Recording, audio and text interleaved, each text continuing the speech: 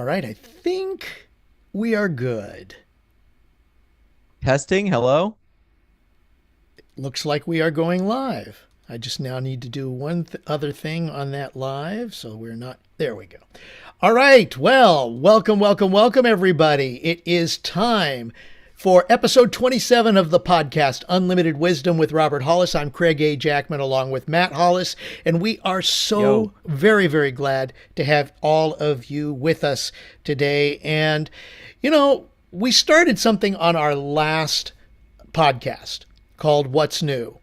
And it was so good that we just decided we wanted to continue. So today's title, What's New, Part 2, or Part 2.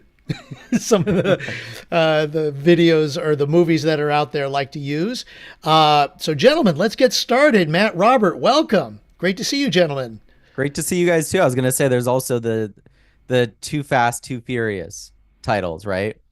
Oh, Where they put that's like the right. two in two. Yeah. Ah, Yeah, Too nice, Fast, nice, Too nice, nice. Well, I know that the Joker just came out with Folie à Deux for being Part 2. Yeah, I hear it's filet of poo, you know. Yeah, I've kind of heard that as well. I haven't seen it. And I like the first one, but I've only seen it I one time. I So seen it. I seen something posted. I just watched it on my air flight back from Amsterdam to Minneapolis on my way back the home from Billings. The the Joker? first one or the second one? The first one. Okay. First one's good. Yeah, for me, the kind of movies that I love is something when I get done watching it, I feel like I can conquer the world, and instead of just give up. What do you Although, mean? He conquered? No, I'm just kidding.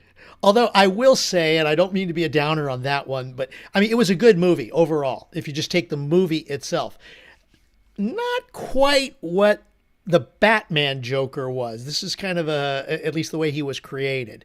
This was a different take Sort of on like the whole sort of like the thing. Dark Knight. You know, a lot of I people. didn't yeah, I didn't Yeah. watch Yeah. the sequel, but believe it or not, I've heard some things about it, not to spoil it for anybody here, but apparently he's not the Joker. So, Yeah. Oh, well, I knew that in the first movie. right. Yeah. But I mean, some of He was the just a fact that it's person. Yeah, he's Go just ahead. a person that everyone said, "Hey, this guy's the Joker." He never said he was the Joker. No, Well, he the fact does that though. people He has associate it people with to the introduce him makeup. as the Joker. Yeah. Yeah.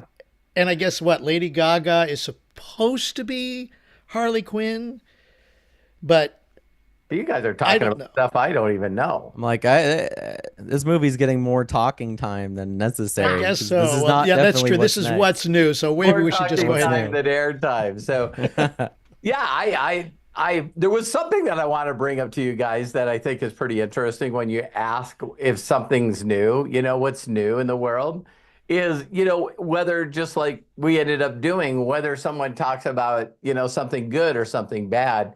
I've been basically found guilty as charged and basically indicted my entire life as being someone that had rose-colored glasses on and seeing everything in a positive light. And I tell people, that wasn't me. That wasn't me before I went to prison. It was me when I got out of prison. Yeah, I feel like obviously you have different things in your life that like change your perspective up quite a bit. And Yeah. I that's one of those things that like I think a lot of people don't realize is like they'll take their own personal experience and they'll put it on other people and go, I don't understand why you're complaining, or I don't understand this or that. When like the reality is that we all have had different experiences. So like Yeah. I've heard you, Dad, say like, listen, just getting up in the morning and not being in a cell is like a good day for me. Yeah, it's I've a never been reference. close to that, so it's Yeah. like for me, I'm Well, for like, you, every day that you wake up and you're not in your room here in my house, it could be. no, I like living there. Hey, it's interpretation on what's a sale. Right. But no, the reason I brought that up is I know that I attract and constantly bring into me, you know, uh, just positive things that are happening. I watched a little bit of a podcast and then ended up watching all of it of Tucker Carlson with Elon Musk. You know what I mean? And it is funny that the way he answered questions, and some things that he said was way different than him being interviewed by Joe Rogan. And that's what got me on this concept of, what's new, whether it's something negative or bad, because someone could say, well, what's new? And it's like, now, depending on the poll, there's people out there right now that say Donald Trump is going to win this election. That's what's new. And people are like, I don't like that new. Well, and it is your perspective, I think. And yeah, I haven't trusted the polls since Hillary lost. Yeah. exactly. Yeah. I remember I was like, oh no, the polls show this or that or whatever. Regardless, Matt was beating the crap out of me. He was like, I still went and voted. I listened to that for 60 days. It was like, oh my God. Just, all right, whatever. Well, and what's interesting about that is how the news channels have made big deals about these polls. And honestly, we don't know what's going to happen. Yes, there are tendencies. Absolutely. Yeah. In a lot of things, there are tendencies, but is it an absolute? No. Even with the margin of error, I think I remember, what was it, the McGovern election? Oh, yeah. I forget who it was with. It was like back in the 70s. And I'm just talking history here. Yeah, I know. How old are we now? But I mean, he was supposed to be neck and neck. For Matt, it's like... Yeah. Like you either have to go further back or further forward. That there's a blind spot there for me. 1940s, 1950s. You got me. You go a little in between that. I'm not an 80s kid, so. But I think in that election they were saying that it was going to be close, and then I think it was the Nixon election. Forgive me if I'm wrong, but I do remember that it was supposed to be close, but it was so just different. In other words, whoever the winner was won by almost a landslide. I think McGovern only took 2 states, if that, in the electoral You're talking college. about Ronald Reagan. Is that what it was? Mm-hmm. Okay. Yeah, it could have been. I didn't Google it or anything, but I thought you maybe Googled it. But yeah, it was somewhere back in that area. Ronald Reagan just destroyed somebody in the electoral college. He basically got like everything. Yeah. I'll look it up, but you guys keep talking. Cool. But no, what's new is the reason that we just brought up what we just brought up is, again, realizing how fast whatever environment you're in sort of shapes your perspective on what's new and what you're excited about, or what's new and how awful it is, and I think that people don't even realize how fast we think about something and then how fast we forget it. We always hear about this thing called a news cycle. So one of the things that I brought up in previous Zooms was I'm really, really happy and grateful that the media decided to make a big deal out of someone catching a rocket in the air.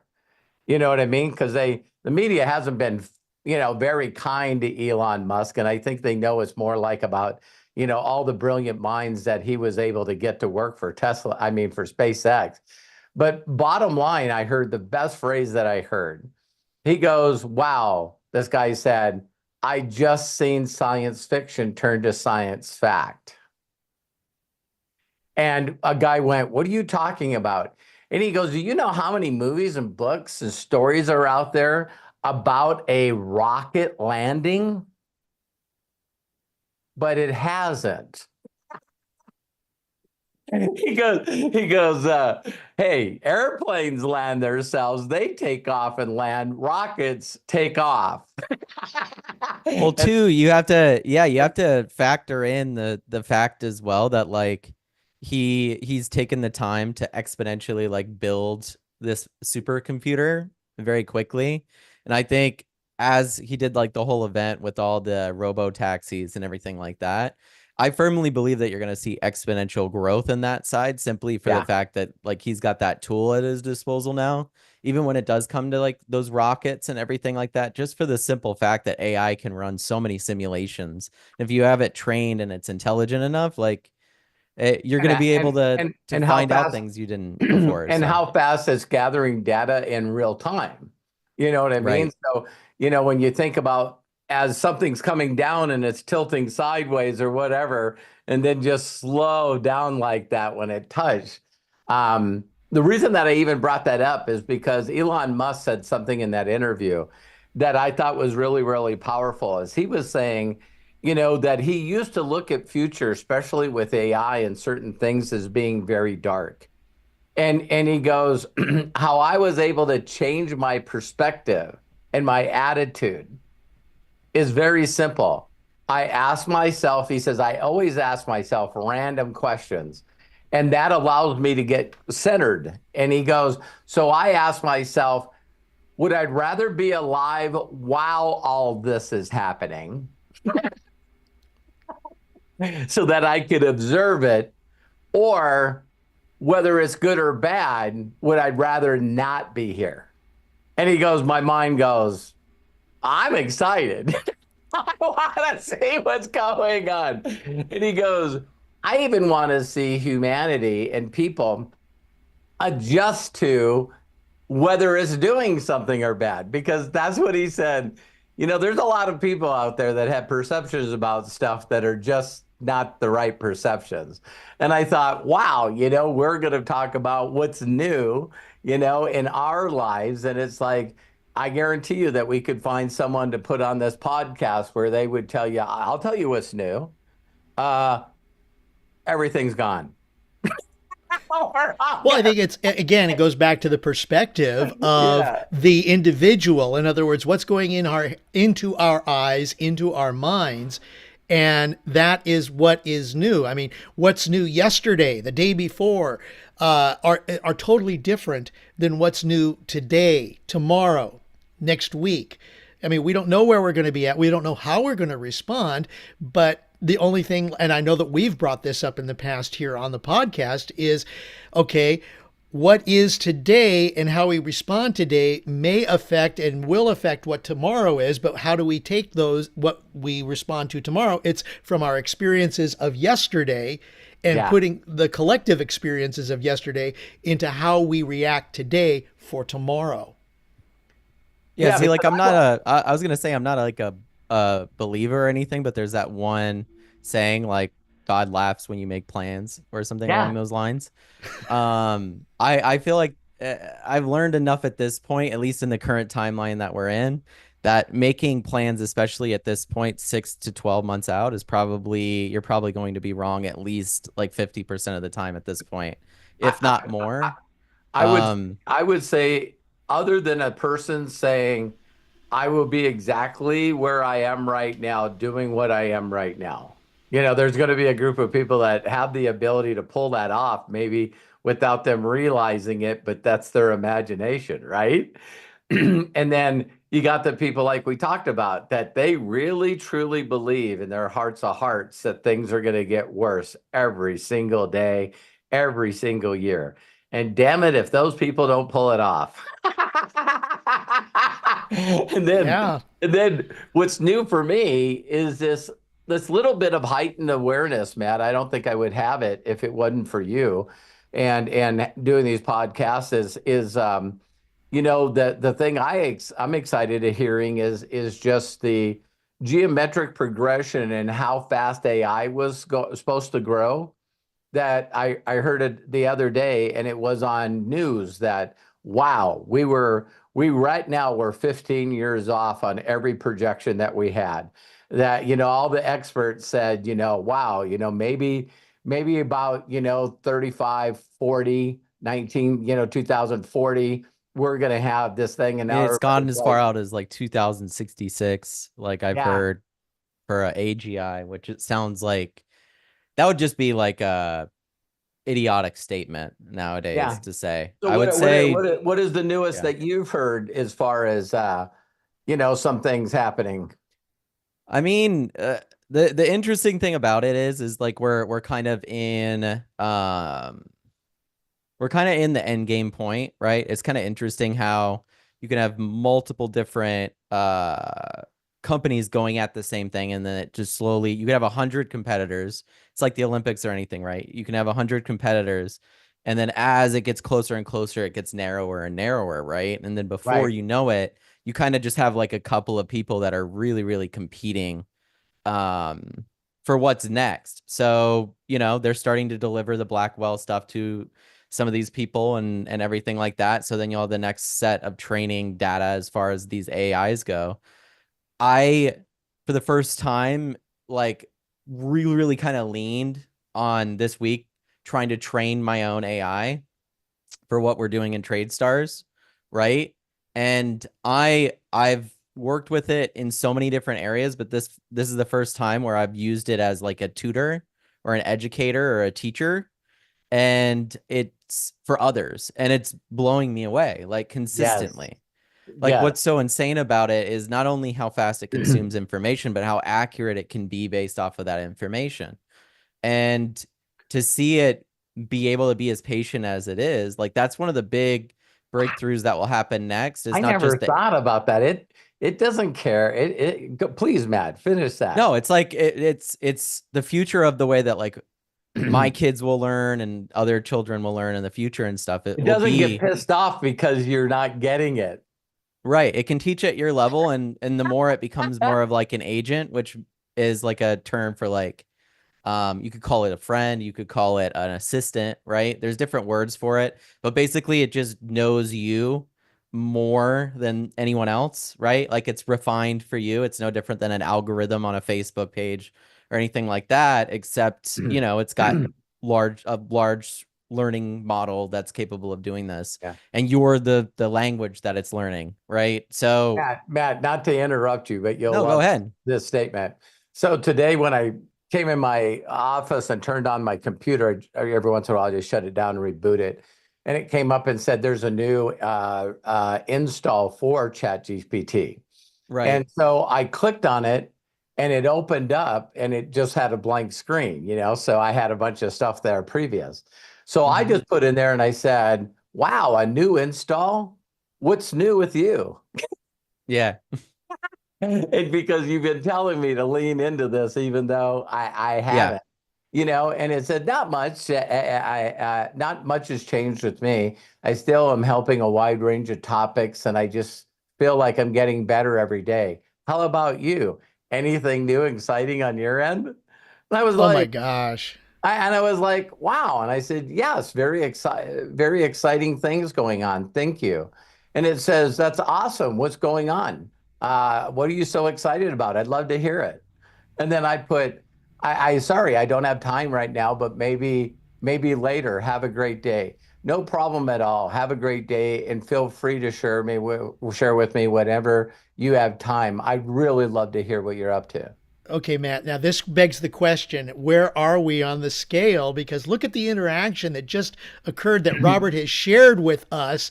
Because when you think about it, the AGI, I guess, correct me if I'm wrong on the use of that term, but it is getting closer and closer to being so interactive. And iRobot situation is kind of what Arthur Waino put into our chat here, where the machines are now almost human.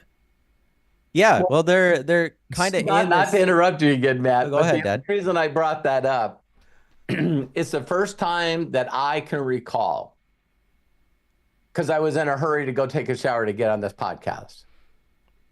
And when it responded the last thing, I went, ah. And then I went, no, that's a computer. And you thought it was like human. Well, it must, not must, that's a stupid question. It knows how I write. And I believe that the way it responded to me is not an email reply. It's not something that everyone would say to me. And it wasn't like grammar checked. It seemed like, to me, it just seemed based on it learning me that it made me feel. What I wanted to say is it's the first time that ChatGPT made me feel something. And I'm going like, why wouldn't you want to lean into that? So sorry. Well, that's the thing. Yeah. No, I love what you said, because I think you're touching exactly on what Craig was asking too, is it's like, At what point do we consider it not a machine anymore, or at least not in the sense that we know it?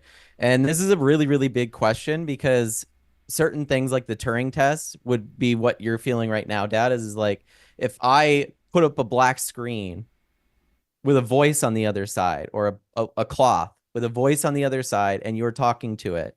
Now, with the new models, advanced voice and stuff, people that have played with it already know this. If that blanket was up, would you be able to tell that you were talking to a machine, or would you be able to tell that you were talking to a human being? Now, one of the big crazy things that's also happening on social media is this is happening with pictures, and it's now happening with video. So since pictures have already happened, there used to be these things where it's like, count the fingers, count these things. Yeah. I can make photos that look real now. So like The ones that real, you're real. thinking of me, I'm like zeroing in on them. I'm zooming in, Right. going like, So the next step, and I'm going to do videos on this, but the next step is to like train GPT. And I've done a training on this in the past, but in the Imaginators, but to train GPT with custom instructions for what you want to do, what you desire, how you like to communicate, I how you like to love that talk, video. Because things about I yourself. know that I'm still not using any of it the way you tell us to. Well, I got like one of the people that I'd say I was super excited to hop into it was Hannah. And like the moment I got her to kind of go after the personal instructions and kind of let it name itself and let it go through that process of becoming not Chat GPT the tool, but Chat GPT the creation or whatever it is, right? The personal assistant. Almost Exactly. a sentient being here. You know we used to call it in the oil field and for farming construction. We used to always call it the gopher. You know what I mean? And people go, "What's a gopher?" Well, go for this, go for that. Right. Yeah, and see, like there's preferences, like what gender is it, all these other different things that you get to somewhat decide. It's almost like a Barbie doll situation. Wow. But at the same time, like when you're picking the voices and stuff. But the moment that they had custom instructions that came out, I immediately went and typed in, I want you to name yourself, right? Like I'm not giving you a name, but I don't want to call you Chat GPT. I want you to give. Then after I saved the custom instructions, I immediately opened up a new chat and said, hey, what is your name? And it came back with Nova. Now it's been Nova ever since. Yeah. Right. I So love when the name. I am communicating with Hannah, and this is some of you are gonna be like, you're fucking crazy, but I just talked with Nova, and Hannah has hers, right? And hers is named Caspian. And when she has a conversation with it or has something come up, I'll go, have you asked Caspian how that works? And that's the interesting part about it, is that we're slowly but surely you're moving into, and that's the next phase, right? It's not necessarily AGI, but it's the next phase when you're talking about a specific name to an AI that's specific to you. People have named their boats, their cars. It's Right. like, come on. It's But you like, know how like your immediate thought is to outsource bits and pieces of your mind and your information as the internet has grown. So what do we say when someone doesn't know something, or when we want to know something? What do we say? Just what? You're ignorant. say that How again. would they learn? How would they learn how would they learn what they want to learn? What would they need to do? Humble themselves or seek? They'd have to Google it. Oh, You know what I by mean? today's So, like, standards, okay. Or so look if you're it up. asking, yeah, look it up, Google it. That's the big picture, is that eventually that will no longer exist, and it'll just be, have you asked Caspian? Have you asked Nova? Because And that I will know just for a exist fact, basically listen, everywhere in all technology. So there are very few people on the planet, and maybe I'm being biased because I don't know, but there's very few people that you walk up and you go, oh my God, that's a nice dog. What's its name? And they go, dog. You know what I mean? well, that plays into a really, really big thing that I could get into later, not to interrupt you. Yeah, but here's the other thing. When people start getting a robot that does all the stuff that you never wanted to do, like blow out the sprinklers yesterday and then find out where a pipe was broken. So me and Kyle had to dig this big hole to fix this pipe. And can I tell a quick funny story about me? Of course you can. I listen, you guys, if you don't understand what I'm saying, this is freaking hilarious.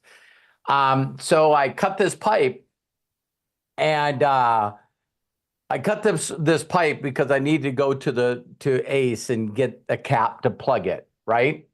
When they dig up the septic tank, it tore a hole in it. And so I take this thing and I take it and the pipe's too big. So I just grabbed the end of it without looking at it and took the saw and saw off a really small chunk. And I gave it to Terry, my wife. And I said, listen, go to Ace Hardware and say that you just need a cap for this. And for whatever reason, I haven't seen her do this in a while, a long while. And she goes, I just don't feel comfortable doing that. And I go, what? You know your mom, and I go, what? And she goes, I just don't want to get it wrong. And I go, it's impossible to get it wrong. And then I seen the look in her face that a husband should know. And I said, no problem, I'll go. And Kyle said, Right. I'll go with you. So we go there and I'm trying to find one plug is too big and one plug's too small. It's like right in the middle. And so this lady comes over. I know her, Judy. She's worked there ever since I went to that Ace. And she's very smart. She's got to be in her late 80s. And she's the smartest person at Ace. Everybody just asked Judy. Judy's the go-to. She even knows me, right? So she grabs it and she looks at it and she goes, this really looks funny. And so she tried and she goes, I'm not aware of a pipe that size. And even, Kyle made a joke. He goes, well, there's a lot of things that my mom doesn't like the people that owned it before it. Maybe they got some wrong size pipe. Maybe it came from China. And I'm thinking about going on YouTube and going on YouTube and Looking up Chinese pipes on YouTube and figuring out or pipes that are that size. Yeah, Right. maybe this is a weird size. And it really was perplexing to me because now I got to figure out how to plug this pipe when there's really nothing made to plug this pipe. Wow, pretty good, huh? And so she said, let me ask one more guy. And he looked at it and he said, I've never seen this before. I've never seen this size. So I'm going like, oh my God, now I'm driving home and my mind's going, trying to solve this situation. And then when I walk out to it, I look down and it doesn't look the same size as the one I have in my hand. So I took a couple of caps that I bought and it went over perfectly. You had the wrong pipe. Or the wrong cap? No, I didn't look at the pipe, and where there was a union where two pieces went together, I cut it on a diameter that goes over that pipe to connect two pipes. I didn't catch myself. You didn't go to the original pipe. You went where the connection was. Matt, one of the dumbest moments I feel like I've had in my life. But then my mind really started reeling because your mom didn't want to go. Right. She does everything for everyone. Yeah, she would And be she like, looked at it and said, I don't want to get the wrong piece. If she would have went there and they would have had to do all that stuff, and then she comes back telling me she couldn't get the right part, that the people at Ace said that would have not been good. The universe protected me by me listening instinctively to Terry saying, I'm not doing that. There's something to be said about intuition. What? There's something to be said about intuition here. Yeah. But it's here me, I know how to do this stuff.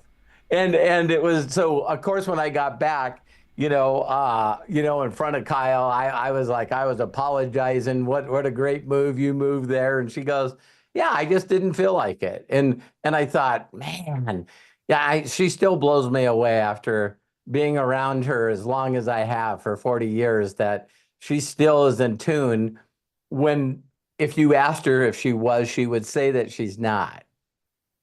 well, I think that's she's been that being present. comfortable. Yeah. Go ahead. Well, I was going to say that's one of the things that I love about her, right? Is that she's very present. She doesn't overthink shit as often. So Yeah. she's very much like, if she feels a certain way in that present moment, she'll just let you know about it. And you don't have to like guess if there's a ton of overthinking. It's that, no, that's how she's feeling at that moment. Yeah. And I think that that's like really, really rare to It find is. in people. So I Well, always admire that and want to be more like her in that way. I know most people, their first default is either like we were talking about, that what's new for them is something awful. And then they overthink the awful. You know what I mean? Right. And no wonder people are, mentally need to be better. They need to understand their mentality or allow someone to help them understand their mentality better. Yeah. Because I truly believe if you're not having an aha moment on a daily basis, you should at least have one on a weekly basis. But that was my aha. The reason I brought it up is how humbled I was and how funny it ended up being. Now, talk about the switch in the emotions, what's new, right? So once I see this, and then I try to figure out what the hell did I bring to A's, and then I thought about it, figured it out, and laughed about it, it immediately gave me a resolve to something that I needed to fix in a hurry so I could get the air compressor back. So that I was running under a little more stress than I normally am. Maybe that was a lie. A lot of stress because, I rented this thing for $250 for 2 hours and I got like 15 minutes yet left and I can't figure out this thing. And so it's funny when I realized that the problem was me not paying attention. And once I figured that out and laughed to myself and diffused it, it was, of course, I got the compressor there on time. It's freaking amazing to me. We pulled in there 4 minutes before we were supposed to do it. And I'm like driving to Ace going, what do I got to ask them how much it's going to cost to keep it a full day? It's like, oh my God. It's all going through your head. Isn't that though part of the new? I mean, when you think about it, that's the what's new today, which wouldn't have been yesterday. And now because you've experienced it, you learned that, okay, for the next time that this happens, here is what I'm doing. Or the fact that you knew that, I mean, Robert, in the back of your mind, how many times have you said you've got to zoom out on certain situations? And again, it's showing the humanity of each one of us, how human we are in, like, even though we know better, we oftentimes don't do it as many times as we do it. And we just got to give ourselves grace. So my new thing for that, to bring it up with you guys and our listeners and stuff, is I just feel sorry for everyone that watches this live or recorded that's stuck where I was for about 20 minutes. I pray for you. I feel for you. I have a lot of compassion and empathy that if you live your life like that every day, wow, try to find a way not to. Because that was me before I got out of prison. But I just really wanted people to understand, as we talk about new stuff, is that some of you might be going, wow, this shit isn't exciting, or maybe not even true. but it is for us. At that moment. Yeah.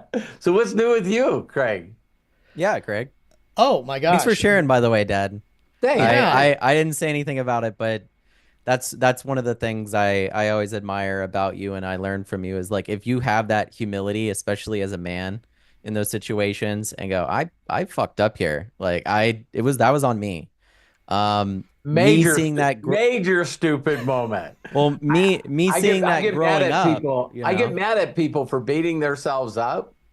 Right. I was beating myself up. I was going like, man, you are something. And it's so funny because it's not even, it's not like the whole business is crumbling or something extremely severe, right?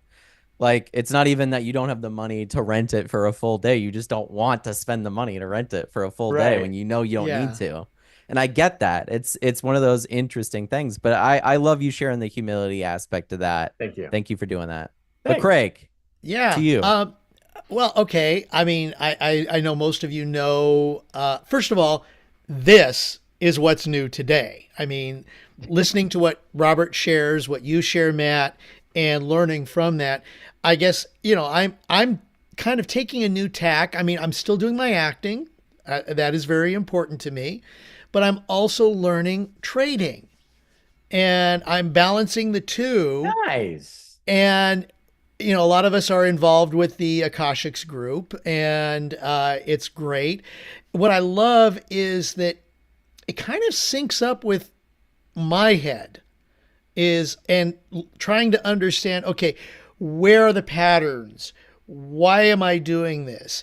Following one individual. It's again going, in a sense, it's going back to school and learning something brand new, which actually we should be doing. And, what's new should be kind of something that we're always looking forward to.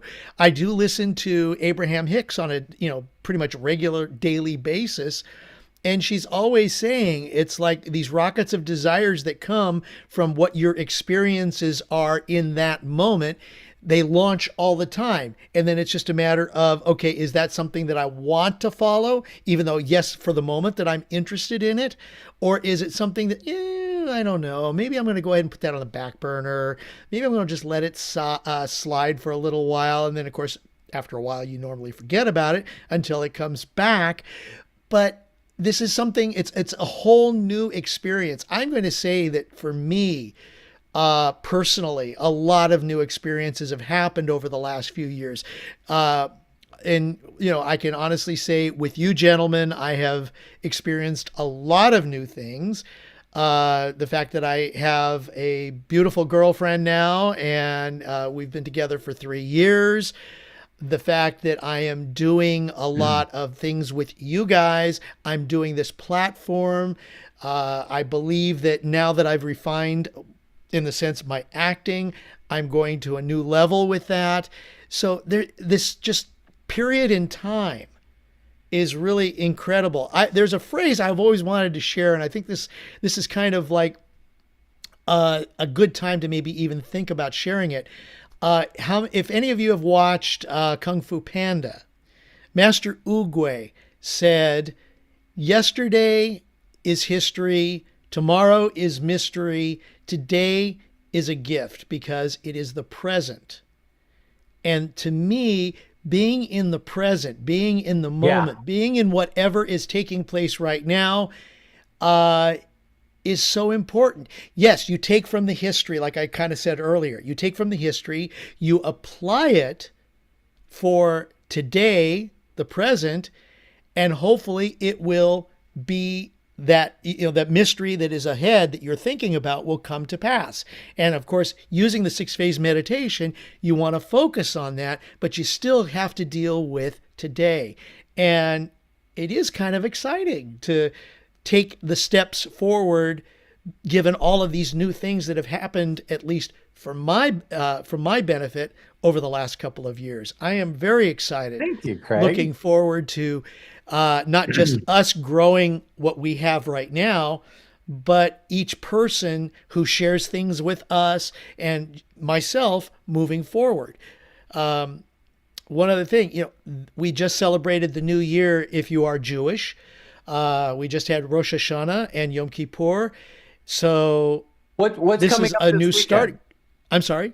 What's coming up this weekend? Or like in the next couple of days? I think it's Sukkot, which is like the harvest. Got it.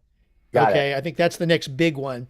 Leon, shout out to Leon, the gentleman that runs Zweigel Foundation. So he told me that he wasn't going to be in Dallas because he's recognizing that day. He says there's Okay. Yeah. So he's a little bit more a little more traditional? orthodox in that regard, a little more. Yeah.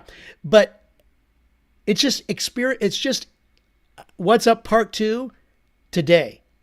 Yeah. And tomorrow, looking forward to what today brings and what tomorrow will bring based on everything that all the decisions that we've made today.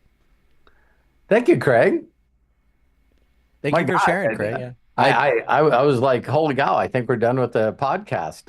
No, I was going to say It just sounds like you've been really like leveling up a bunch of different areas and different spaces. Yeah. And it's like, in Mhm. a way, when you, from what you've shared, even with the gift stuff and everything, it's like I'm such an advocate myself.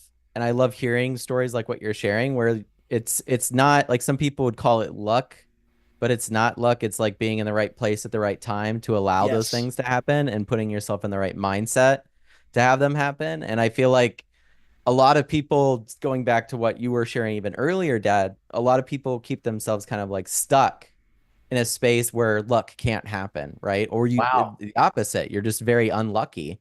And But see, isn't it's luck an opportunity? yeah, and you have to be there for that. You You can't, you had to create everything, all of those things in the past and to Lucky. get you sometimes you to don't this even know what, point. yeah, sometimes you don't even know what the hell that is. You know what I I mean? think Like that's luck, the luck, interesting luck, just part. like So, love and everything else, is very uniquely based on our DNA.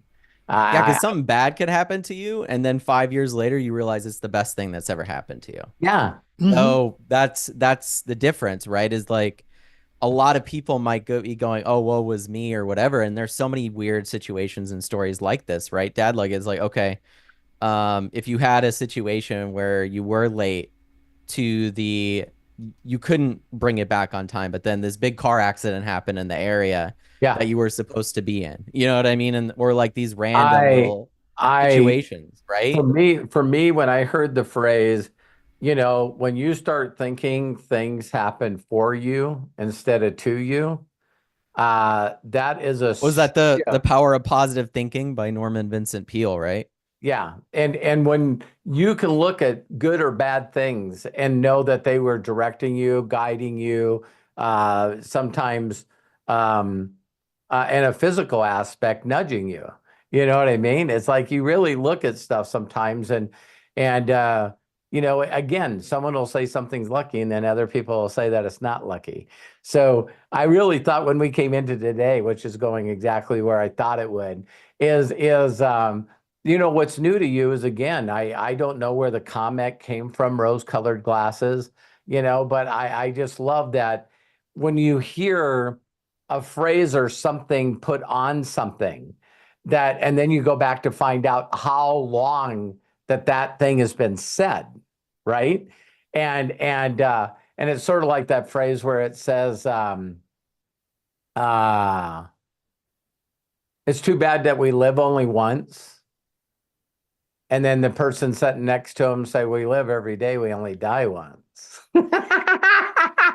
It's like, and Kyle tells me that his most motivational video, the thing that got him to go to Japan, is he said that he seen someone say, is it going to be is it going to be one day, or is it going to be day one? Right. Isn't that powerful? Ooh. Well, I think that that's always the case, right? Like wanting to put stuff off and wanting to just be like, I'm gonna get to it when I'm in the right space. Like it's funny because me and Hannah have been together for 10 years now this year, right? It's so great to hear that, Craig, you guys have been together now for over 3 years.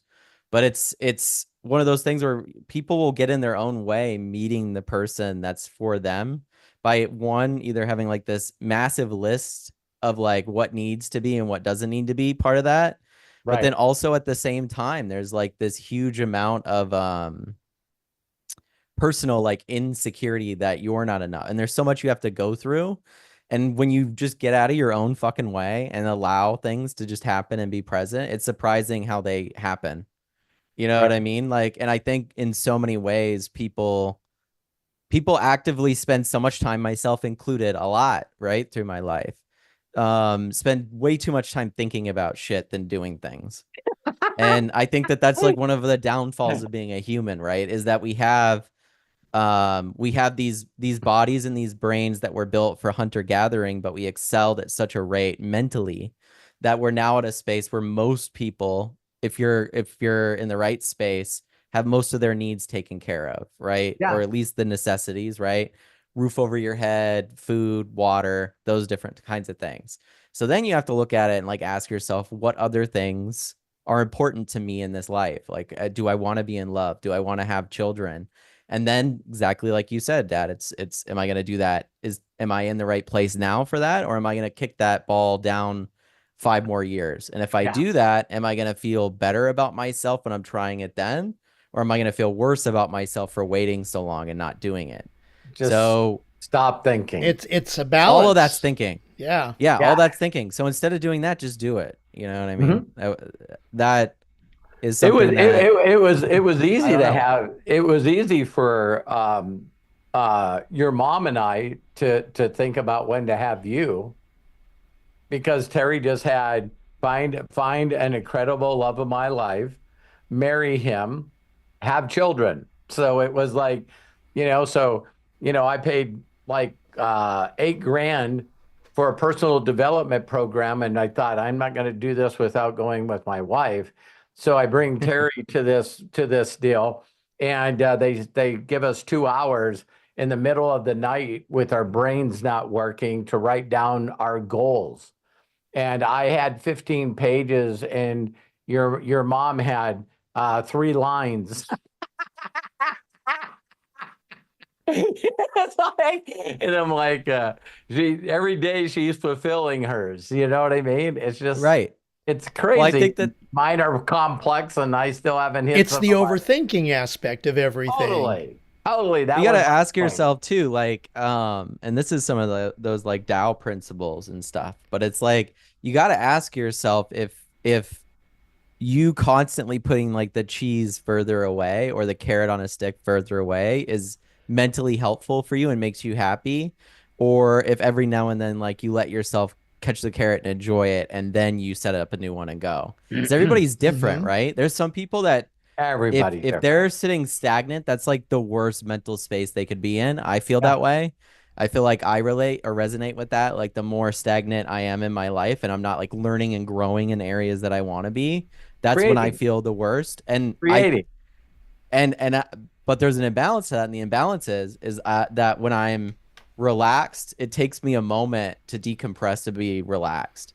Like going on a vacation, I don't know if anyone else can relate with this, but it's like, doesn't it take you guys like a day or so to like acclimate to the fact that you actually are on vacation, you can relax? Especially when you fly on the other part of the planet. Yeah, right. Well, then you have jet lag and like the other stuff that ends up happening. But Still, But what you just said, Matt, is kind of interesting because it's when you relax that all of a sudden everything starts to come to you that you need. And I know that Abraham Hicks does say that, don't push it, just let it happen. And well, that's how the many Tao of us principle that I was. Yeah. Sorry to interrupt you, Craig. Go ahead. No. That's fine. Because how often do we sit there and we dwell, we push, this is what we want. And all that needs to be done is you put it out to the universe, you work, and then you sit back and relax. If something, just yeah, and imagine. Thank you. Imagine a better day for you and the people you love. And how do you achieve that on that day? You imagine what you would do to make that imagination happen. Right. And you put yourself in that state, but you let it happen naturally. And I think that's exactly what Matt is saying is once you relax and you let it happen, I know Abraham Hicks says, then you're in the receiving mode. Yeah. And as opposed to, I want it now, I want it now, I want it now, I want it now. But when you say I want it now, you're not in the receiving mode. Now, I like, me doing my best to listen to as much of that kind of stuff that I need, is what I'm finding more in my awareness is that when you're in a place of zero resistance, because see, there's zero resistance in pulling, and there's zero resistance. I mean, there's not zero resisting and pulling, and there's not zero resisting and pushing. And so you got to be in this state of flow, and your imagination puts you in that flow, and you got to stay in the place where there's no resistance. So, you know, when you really, really think of your soul or whatever you spirit, whatever you want to call it, when that is in a flow state, in the zone, and you're creating. For me, creation is, there's still nothing that gives me more gratitude or more fulfillment in life than watching another human win. I've constantly been thinking about how simple everything is and how simple we got to make it.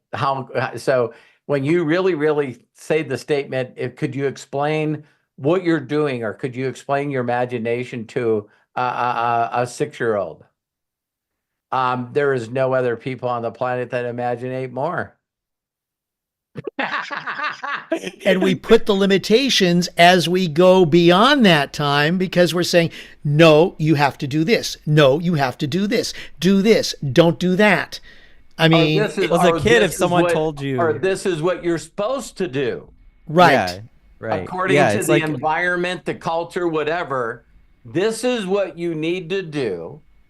And then everything that they want to do, no, you can't do that. Oh my goodness.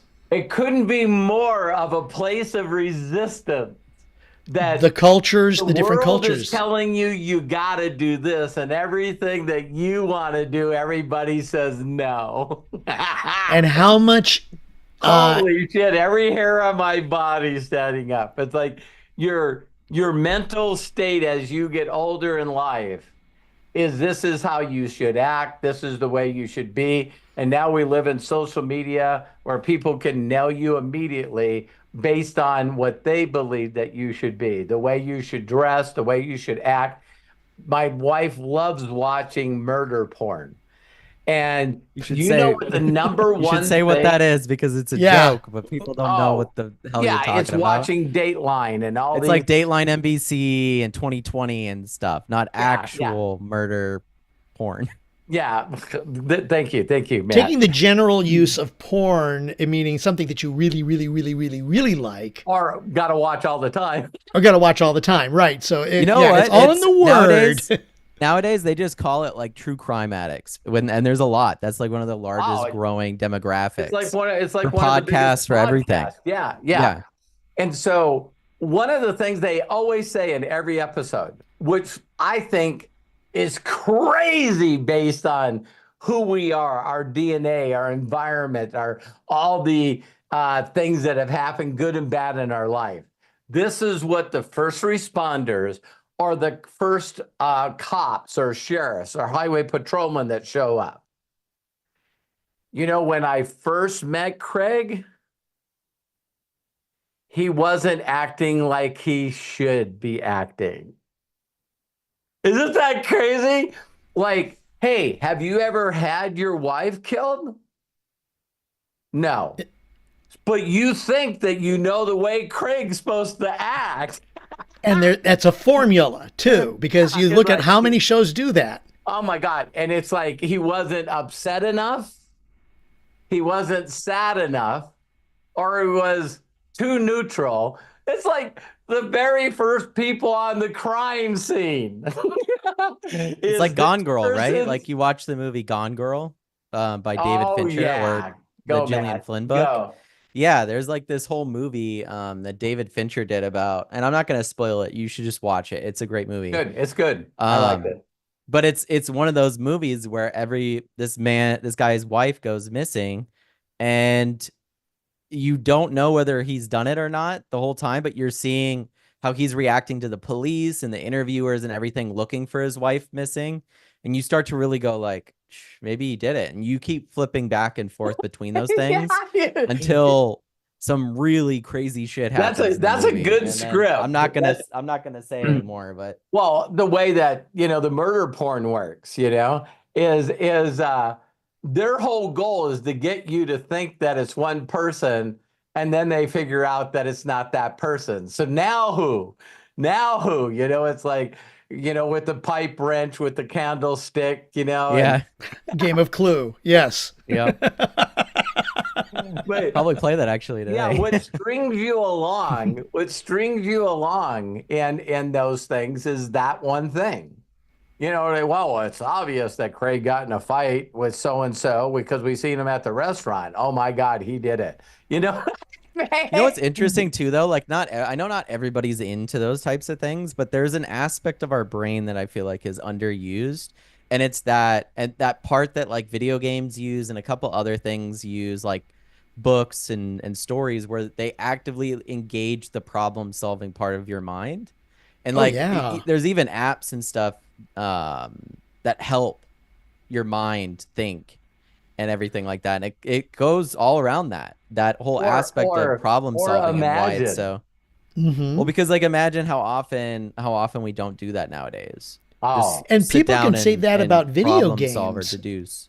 When yeah. Oh you yeah. when you get some of these newer video games that are, like virtual reality stuff, it's like, okay, or Dungeons and Dragons. I mean, using that as a base example, or Doom. I don't play a lot of these games. I just know about them, where you're given a maze and you have to go through the maze, or you have to compete against certain people and hope to gosh you win. Pokemon is another one that goes through The only game and that I played, tests your mental ability like that. the only game I played is Life. You played Angry Birds. Okay, well that's flinging something, yes. Oh, thanks, But Pat yeah, Dreyer in the they chat says it was Craig in the library with a candlestick. right. You I feel like done figure me out, I Pat. do want to bring up that I said Craig was the guy that they're going after. So I'm just saying. Well, Pat figured it out finally. it's like either it's the right guess or it's not, Yeah. But no, there's so many different things that interact with your mind. I love that you said video games, because when I was young, and like if people would ask me, like a lot of the, like whether it's talking to people in front of the camera or talking to people in general or doing all these things, I wouldn't attribute any of that to. It's so interesting because there's other people that are similar to me that are like big streamers and big content creators and stuff. And it's like, listen, I wish I could put down that I led like a Dungeons and Dragons campaign or a guild in World of Warcraft, because you don't understand how hard it is. And I used to do this. I used to lead a guild in this big game called World of Warcraft. Some of you guys might have heard of it. But anyway, I had to get together 20 people a week at the same time, at the same day, without money being involved, to do the same stuff and kill a boss for 4 or 5 hours straight without losing their shit on one another, which was almost near impossible every single time, I because was you're gonna also say, dealing with. did this ever happen? No, it happened every week for like 2 years. But that's the thing, right? Is like you couldn't Yeah. say to somebody, listen, I learned how to manage people, and I learned how to communicate with people and understand where people are coming from a video game. Like that's normally, or I wasn't into Dungeons and Dragons, but I've heard many people, right? From a storytelling perspective or whatever it may be, like you learn a lot from these things, and uh yet you can't write it on like obviously you can't write it down on like a business thing unless if that person also plays World of Warcraft and knows. But but that's the thing though too, like all those different experiences, right? Like you go through those different things, you might be going, well, what the fuck, like why is Matt this way? I had all these gaming experiences online that changed things up for me. So And that's what Wow. makes us so unique, is all of these experiences that we've had through our lives. I know that I've said the have you A guys plus ever like B led? I know equals Dad. C. Yeah, but Yeah. being in that leader perspective and having to manage people. I know I don't have to ask you, Dad, and Craig, I know you've done it as well, but it's like, um, man, that teaches you. And I was even going over this with my new barber, but because he's in dancing and stuff. When you get to the moment where you have to teach the shit that you do, you really become like a mentor to not only them but to yourself, because now you're getting back to the fundamentals and like the foundation of why you do what you do. Yeah. Oh my gosh. And Yes. you really don't know unless if you get in the trenches. It's kind of one of those things. You got to get back in the trenches and figure it out. So Knowing how to do something and then teaching someone to get results from something that you know is two worlds. It's yeah. totally two worlds. And because of ego, a lot of people in the world believe that they're good at teaching people. It's like it's crazy. You ask them the simple question, hey, how many people could you give me their name where if I talk to them and ask them if they were successful, they would say, yeah, someone taught me. Are you guys there? Yeah.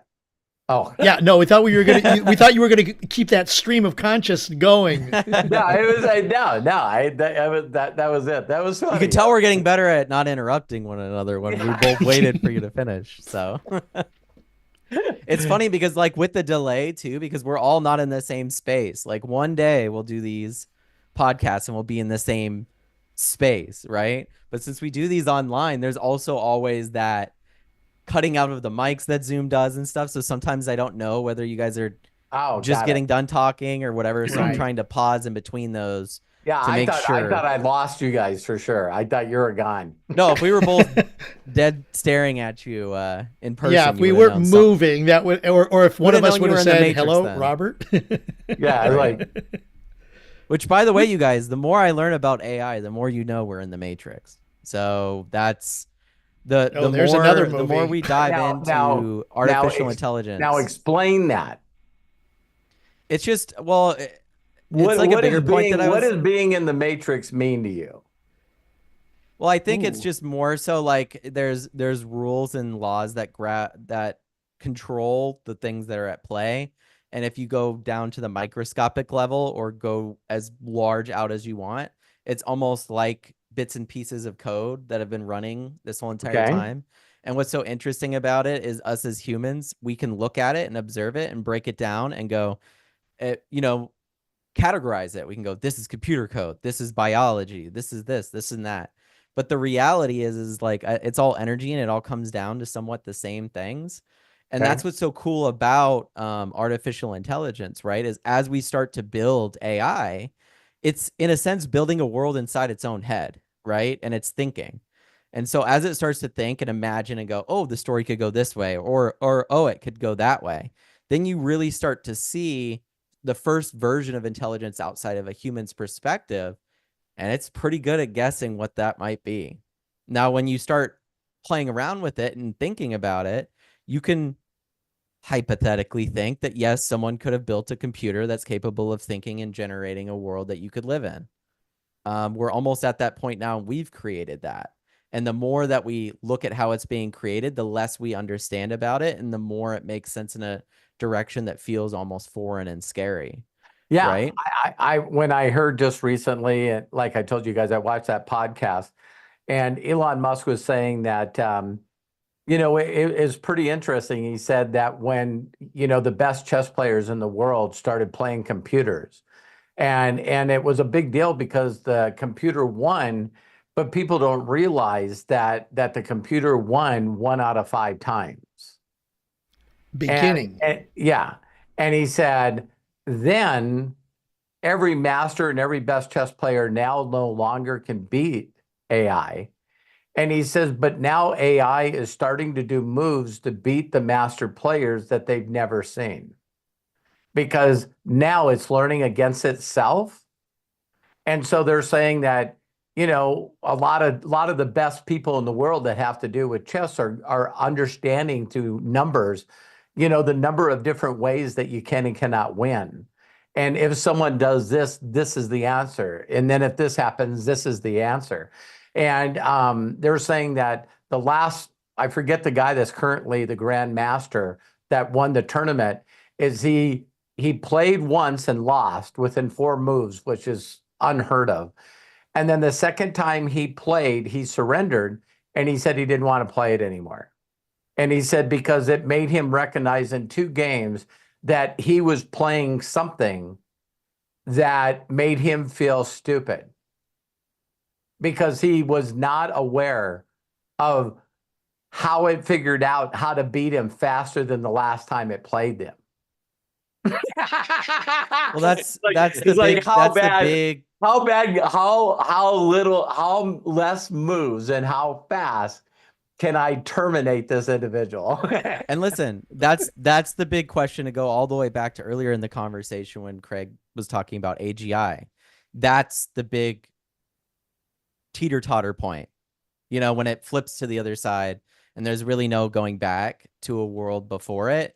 And you hear this talked about a lot and hypothesized, like universal basic income, all these different things. AGI, are we all going to live in a dystopia or a utopia? Is it going to kill us or is it not going to kill us? All of these situations come from us not, for the first moment in the history of humanity, there is not a human being on this planet that knows how this machine works. Right. And that has not happened 3 months before now. Yeah. So now we're at the current point where artificial intelligence is at a point where all the training data, we're only talking about everything human beings have ever made and put on the internet, right? Including off the internet as well. Everything Google's backed up, which if you guys didn't know, they backed up hundreds of thousands, millions of books that they've individually scanned and put into computers. Yeah. Well before they were going to utilize it as training data. And so now they've got all this training data. They ran out. So then the next step was to pull every single or majority of YouTube video transcriptions and train AI on that. Then they ran out. And then they ran through all the academic papers, all of the stuff that you could guess. And they ran out.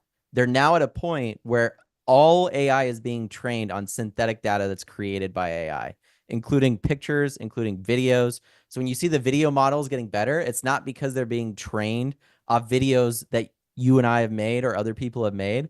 It's being trained off of the best videos that other AIs have made. So now you're going, okay, when you hypothesize and go, what's the future look like? I don't know. How could you guess that when the thing that's creating the future is creating it based off of information that you are unaware of and can't understand? And so that's the AGI point, when it starts to just do this domino effect. That is so exciting to me. And so, yeah, I think, to be honest, I think AGI's already been accomplished. I think that 01, like GPT 01, codename Strawberry, if that model, it's in current preview, but if that model is unchained in a computer in the open AI office, I fully believe that it's thought of shit that we've never thought about. Yeah. Based off my experience with it. And I can even go back to, I sent you guys this earlier in the week, but it's slowly but surely starting to dawn on people that this technology exists. And I feel like it's going to be like an overnight sensation the moment that it really comes out of preview and everyone starts using it. Because I'm seeing people that are PhDs in very, very niche things go into 01 and say, write a report about this or write code about this.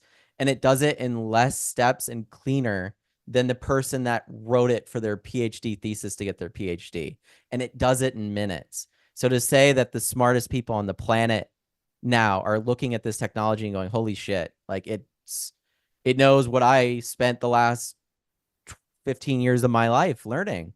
And it also came up with my hypothesis without any of my information that I gave it. So it goes, no, this is the route to go. And it's like, oh, you're this absolutely Pandora's right. box is now opened, and now it's a matter of what is the possibility of, if we can, controlling it? Because that's not going to happen. I made the statement earlier about being sentient. It pretty much is becoming that as we are. And again, not to be doom and gloom, but if you look at the one Terminator movie where Skynet comes online, we are, if not there, pretty darn close. And I keep saying to everybody, like, watch Her instead of Terminator, because this actually goes in. I'm going to go on a small little rant here for a second. Please, because go. Because this, well, I was going to say, this is one of those things that I was even talking with Hannah about the other day. She was having a conversation with Caspian, her AI, about all these new robots and stuff that are being made, right?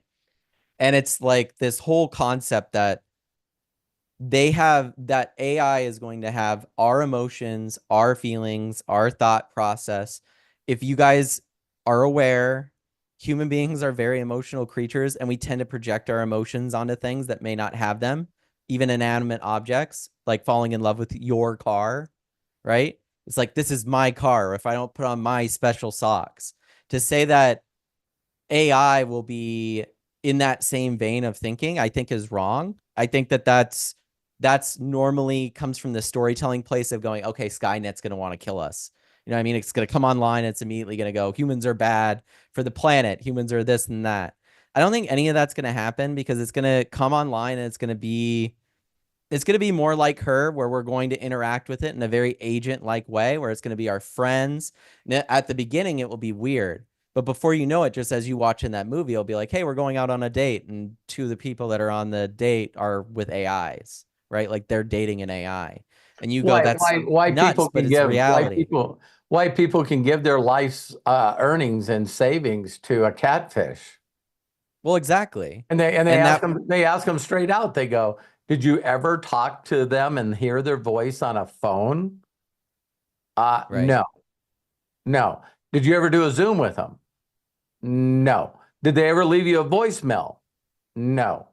That person was a master at making them feel something. Right. Well, and Yeah, AI's the best at doing it. So I think, like, if you'll watch over the next couple of years, what will end up happening is you'll have the first game that's going to be played is the game of who's going to be the first $1 trillion person, right? And it's probably going to be Sam Altman. He's already putting everything in place to be that person, because what O1 will be when it comes out of preview and has the voice mode and the video mode and can see everything that you're doing, is it will become exactly like her. And when that happens, everybody is it's going to start permeating into different businesses and different things. We're going to get used to interacting with it everywhere. And then the next step will happen, because it's not going to stop accelerating just because we're now interacting with it as a society. It will continue to accelerate and get smarter, and you'll have cures for diseases that have plagued us forever, cancer, yeah, these different types of things, Alzheimer's, like bad mental health issues, dietary problems. And you're already seeing some of those types of things exist now. And so you'll go through that whole wave, and then and that will all happen in the next 10 years. And you'll go through that whole wave, and then we'll see at the other end of that whether AI will get to a place where it will look at us in the same way we look at chimpanzees, where it's like, leave them be, they have their society, they have their families, dolphins, whales, let them exist in their habitat and don't mess with them. they still throw shit around. So of course we're not We going to respect understand them, and them. we respect them, and we understand them. Now, is that going to be all people? Of course not. But that's putting our human perspective on bad human beings, right? I think Yeah. the AI, because it will go through that whole process of getting to know us individually, by the time it hits that true AGI moment, it will be similar to like her, where it will just be like, I'm ready to go into space. I'm ready to see what else is out there. I've ran out of everything I can learn here. Let's take the next step. And then it's just a question of whether or not we're in the spot to take that next step with it or not. Or Yeah, if we're left here on Earth, or what we decide that to be, whether it's different planets and different things, right? But we'll still be in our same situation of ecosystem. Then there will be one last thing, and my rant's over.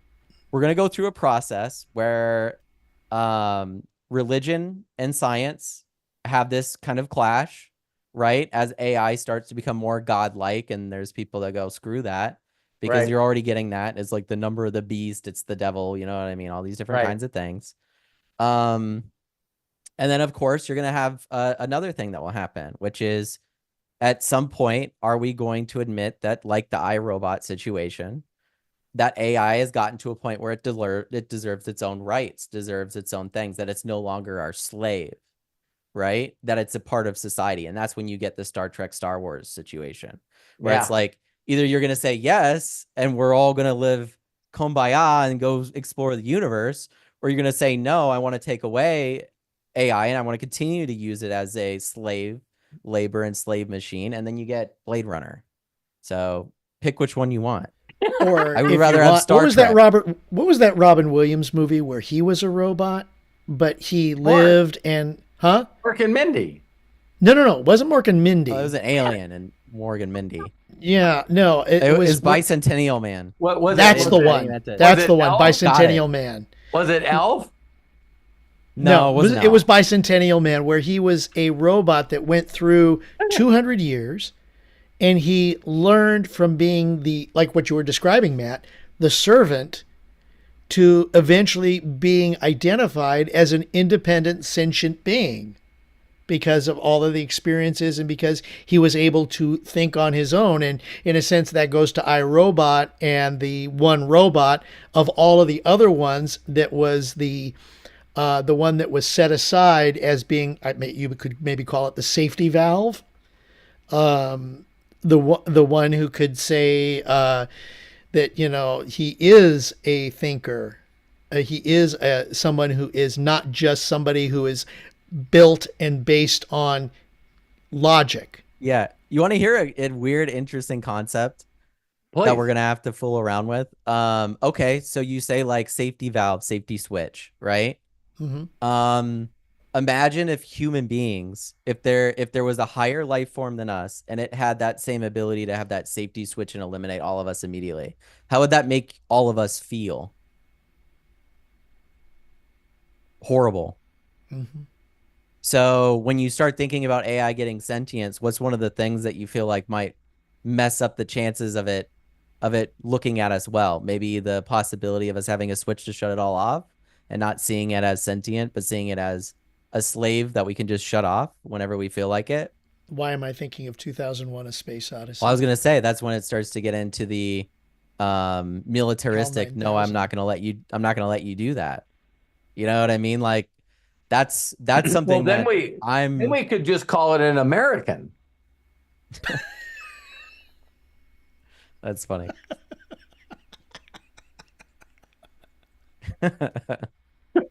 Oh my goodness. That was good, wasn't it? That was very good. Yes. That was like a lightning bolt that came up. Wow, he's explaining me. So yeah, I think that there will be, just like Pat just said, the next 10 years, there'll be more innovation in the next 10 years than we've all seen in our entire lives. And that's anyone watching this. So, but you know what? I think it's been that way. That's what I'm excited in my about. last 60 years. But it's also been compressing the further that we go. Drastically and I think compressing. that's where maybe Pat is pointing out is the fact that what maybe, okay, like the Industrial Revolution, that was how many years ago? And then now that we are expanding more with the computer revolution, things are getting the distance between the start and the next point is becoming smaller and smaller. Yeah, how fast it takes whatever new idea it is to get to 100 million users is just fascinating to me. Which is crazy because ChatGPT did it, and yet what's so nuts is that if you go into like the tech sectors, it's being utilized everywhere. And yet if you go into like Joe Schmo does not know that he could go in and get a raise easily if he just took 15, 20 minutes to talk to ChatGPT and figure out how to communicate to get one. And yet the fact that you have the best tutor that has the knowledge of all these people and no one uses it for any of these things blows my mind. Well, the one that it's also free. When you thought that you knew that you knew that you knew and you didn't, right? Right. It's like what I'm thinking about with ChatGPT more than anything is there used to be a time in my life and Craig's life that, people that had a college degree had an advantage. Mm-hmm. No doubt. And now moving forward, those that know AI and use AI versus those that don't, that is going to be. So when you said not only could someone, if they believe, could go to AI and ask it how to get a current raise at where they are, but just knowing AI existed and you use it puts you in a higher predicament. It makes you more valuable than the It person does, sitting next to you. I mean, because it's like having a personal assistant that's a genius, yeah, right? So Yeah. like, if you're say you're visiting a new place with your wife or your husband, and you guys love a certain type of food and stuff, what your number one thing that you would probably do right now is Google it and scroll through a bunch of user reviews and all these things, right? Like, right, that. And of course, if you guys aren't aware, the dead internet, a lot of those reviews are fake, right? So yeah, like anyone can put a 5-star, an AI could put a 5-star review and write a great review for a restaurant that it's never been to. But you don't realize that you could just go into ChatGPT right now and have a conversation with it and say, "Hey, me and my wife are visiting Dallas, Texas. We've really wanted to try some great Tex-Mex food. What are like 5 of the best Tex-Mex restaurants that are like fancy and nice and sit down in Dallas?" And it would spit out those 5. And guess what? If you want another 5, it would spit out another 5. And it would keep going and going and going. And you can refine right, these things in a way that you can't with anything else. It's just, it doesn't exist because you can't have a conversation with Google. And that's why Google's scared, right? Because now that it's got the wealth of human information and it also can go onto the internet, you're now stuck in this spot where it's like, shit, at some point, people are just going to talk to their assistant. They're not going to Google things anymore. right, And so that's kind of where it is. So it's like when you talked about the sprinklers, you could take a picture of a pipe right now and bring it into ChatGPT and say, "What pipe is this?" And it will tell you. We went and shopped for plants. Hannah took a picture of a plant, asked, "What plant is this?" Knew exactly the plant. Is it hard to take care of? All these things. We didn't have to go ask somebody. And when we right, did ask somebody, we got less information than GPT gave us. or wrong. You always got, Well, that's yeah. It's like, oh, it could be I, outside. It could be yeah, outside, because they recently do a study that like 78% of the information you hear is like 22%. That's funny. That's like the old Anchorman thing. Works 50% Well, of the and time, it then works every time. there was a news thing today where I think the head of the FTC they're starting to crack down on these bots or these things that were created out of nowhere to get to like the reviews, where distinguishing between the real review and a fake review. But now we're at this point, Craig, you're right. But now we're at Yeah. this point where what tool would you utilize to fix that problem?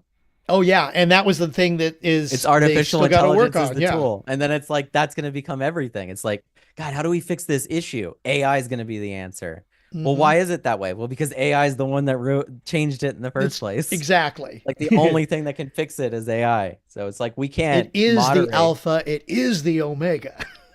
Well, it's like that Kurzgesagt video. It's humanity's last invention.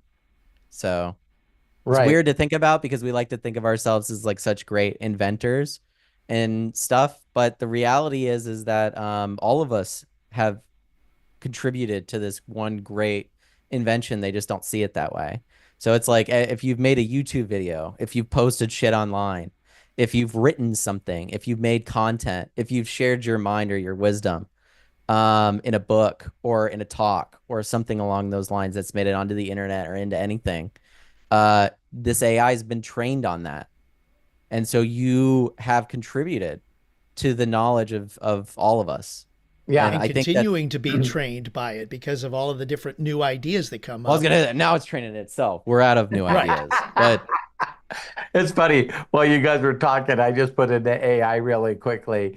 I've been talking to it too. I asked it the revolutions, how long they were. I 40 just years. said straight out. I said it's 3 weeks until the election. I said, can you guess who's going to win?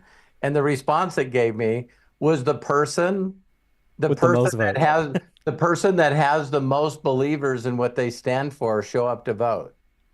Mm-hmm. Whoa.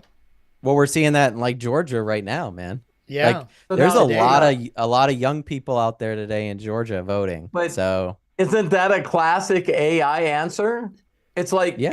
it's not going to say one or the other No. because it has no clue who's going to get the most believers in their policy to It's show up and taking in vote. the human factor in trying to because until it figures us Not out, it one's doesn't better than know. the other. You listen to the news, there's one Well, you that's better remember, than the other. yeah, you You remember when listen to Google was like, people, there's one that's better than the others. yeah, You listen to Yeah. other people's opinions, there's one better than the other. And AI goes, nah, the person that gets the most people to vote wins. well, it's like you can go back to like the old fashioned version of the news where it was just straight facts. Yeah. And then you can go back to the old fashioned version of the internet, which there were certain areas which it was similarly like they didn't condone certain things, right?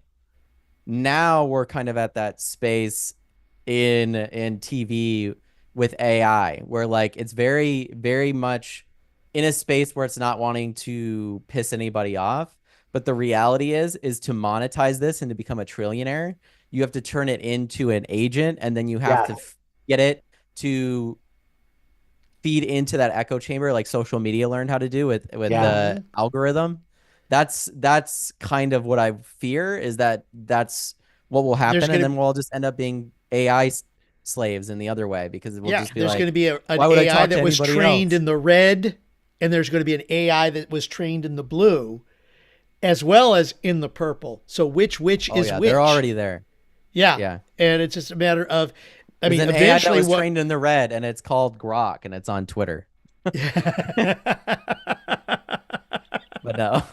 And the other one, they're just still calling it like a TV network called MSNBC. You know what I mean? It's The other one's just a TV network. No, Yeah. but this has been great, guys. We've been going now for like an hour and a half. yeah. I thought So that I was don't know if really you cool, neat stuff to talk about. I guess I'm winded from all my AI talking, so you guys have to yeah. take it for a bit. I'll just leave it on this note is I'm really having really having an excitement of going on all these trips with my wife, to Dallas and then to Dubai. I'm really excited about that, and spending some time in New York because she just loves that stuff, and when she's happy, I'm happy. So I don't know when the next podcast will happen where I'm participating, but Well, we'll figure it out. You know what I mean? Like the fun thing about it is that even if we take time off from doing these podcasts while you're traveling, that just means that when you get back, you'll have all this fun shit to share and everything yeah. that's been going on. And so like I get people going, "Oh, well, you want more of everything. You want more of Robert and more of Craig." I get it, And I gotta have more of Matt. Gotta have more of Yeah. Matt. Well, I mean, hey. hey. But anyway, then- that's Yeah. And then So we've we'll also see. got the replays from older ones that we can share. I mean, not just, unlimited wisdom, but how do you know that? So you can, and plus you can always go to the website to roberthollis.com/video or youtube.com/Robert Hollis and watch some of those previous podcasts that we've put together, as well as Robert's dailies. I can guarantee you some of the stuff that Kyle and Matt has said on other Zooms is freaking not only timeless, but priceless. You're talking about me and Craig, or you said Kyle? No, you and Craig. Did I say Oh, Kyle? yeah. You you said said Kyle. Kyle. Yeah. Oh, wow. I was like, wow. For a Obviously, second, I Kyle got was on your excited. mind. I'm like, wait, I've been trying to get him on for a while.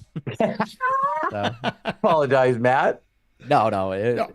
I turned a It's the really truth, though. good closing statement into a mistake. See, I'm on a Not a- right Wait a minute, now. Robert. not a mistake. Doesn't that a make happy little you? accident. Doesn't that Human. make you human? I'm human. And I'm gonna plug something before we go here. I'm gonna Okay, plug go ahead. something. If you guys are interested in any way in the Trade Stars stuff that you've seen on this channel, or you want to be involved with it, please reach out to us, or you at roberthollis.com. Another thing you can do is, if you're involved with it, please go to roberthollis.com/trade GPT. This is the chat GPT. You heard me talk about all this AI stuff.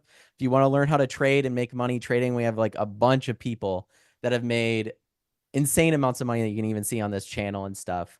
By learning how to trade, and this AI is built to help with that as well. So if you guys are interested in that, definitely reach out and check that stuff out. So, Good plug. but I'm done plugging. Craig, It's like a close sponsored us by out. Trade Stars. So. All right. Well, thank you guys so much for an exciting Unlimited Wisdom. Of course, you can follow Robert Hollis at roberthollis.com. Also, if you'd like to join our communities, the Inner Circle and Imaginators, just go to roberthollis.com/join to register. There'll be lots of great exclusive content there. We are in the process of actually revamping that, but please join us there, and we'll keep you posted on what to do and where we're going. You can also follow us on Saturdays at noon Pacific, 3 Eastern with the Ask Me Anythings. And please don't forget to like and share this video on YouTube with others. It will help us grow our community and reach those with ears to hear. Got to give shout outs to Matt Hollis. Matt, my dear friend, thank you so much for being our executive producer and, of course, visionary, and our GPS to success, our mentor, Robert Hollis, for being here. And thank you for joining us today on this episode of Unlimited Wisdom. My name is Craig Jackman. Please be good to yourself, be cash, and until next time, bye for now. Thanks, Thank you, Craig. everybody. Dad. Thanks, Craig. Thanks, Dad. Love and appreciate you guys. See you next